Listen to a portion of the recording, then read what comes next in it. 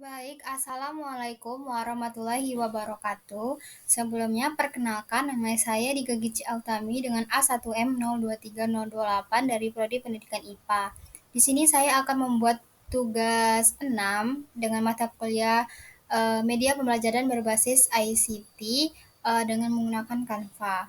Baik, langsung saja saya akan membahas materi tentang hukum Newton sesuai dengan prodi saya yaitu pendidikan IPA. Baik, langsung saja. Oke, hari ini akan membahas tentang yang pertama, bagaimana gaya dan gerak terkait. Yang kedua, apa yang diamati Isaac Newton. Dan yang ketiga, apa saja tiga hukum gerak Newton. Baik, langsung saja kita bahas. Yang pertama, eh, objek yang bebas bergerak akan bergerak setelah mendapatkan gaya. Nah, gerakan ini dibagi lagi menjadi tiga. Yang pertama ada inersia. Inersia ini adalah resistensi objek terhadap perubahan geraknya. Dan yang kedua ada kecepatan. Kecepatan ini adalah kecepatan dan arah objek yang bergerak. Dan yang ketiga ada percepatan.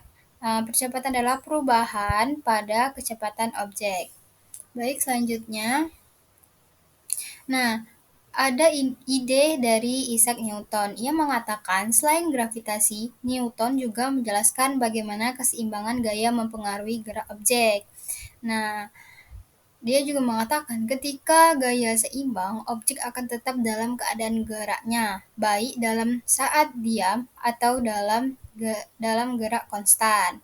Dan selanjutnya, ia mengungkapkan, namun ketika gaya tidak seimbang, objek akan mempercepat atau memperlambat atau mengubah arahnya. Baik, langsung saja.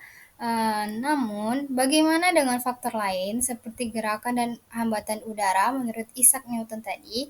Terus dia mengatakan dia mengembangkan idenya lebih lanjut menjadi hal yang sekarang kita sebut hukum gerak. Nah, di sini kita akan membahas hukum gerak pertama Newton. Yang pertama yaitu hukum inersia.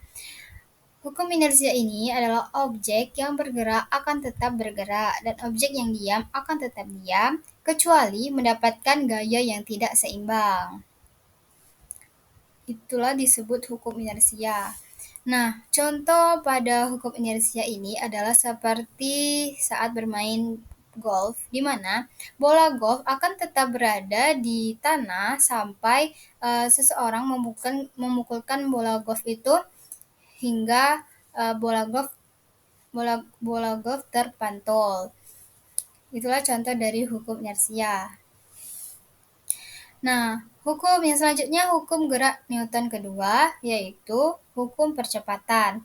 Nah, hukum percepatan ini menyatakan bahwa percepatan objek dengan massa konstan sebanding dengan tindakan gaya jaring di atasnya dan berada dalam arah yang sama dari gaya jaring. Nah, adapun contoh dari hukum percepatan ini seperti mobil meningkatkan kecepatan ke depan karena gaya mesinnya lebih besar daripada gesekan di jalan seperti saat kita berada di dalam mobil, saat mobil itu tiba-tiba mengerem, otomatis kita akan langsung maju ke depan akibat rem dari mobil tersebut. Nah, selanjutnya ada hukum gerak ketiga Newton. Yang ketiga yaitu hukum aksi dan reaksi. Nah, hukum aksi dan reaksi ini setiap gaya tindakan memiliki gaya reaksi yang setara ukurannya dan berlawanan arahnya.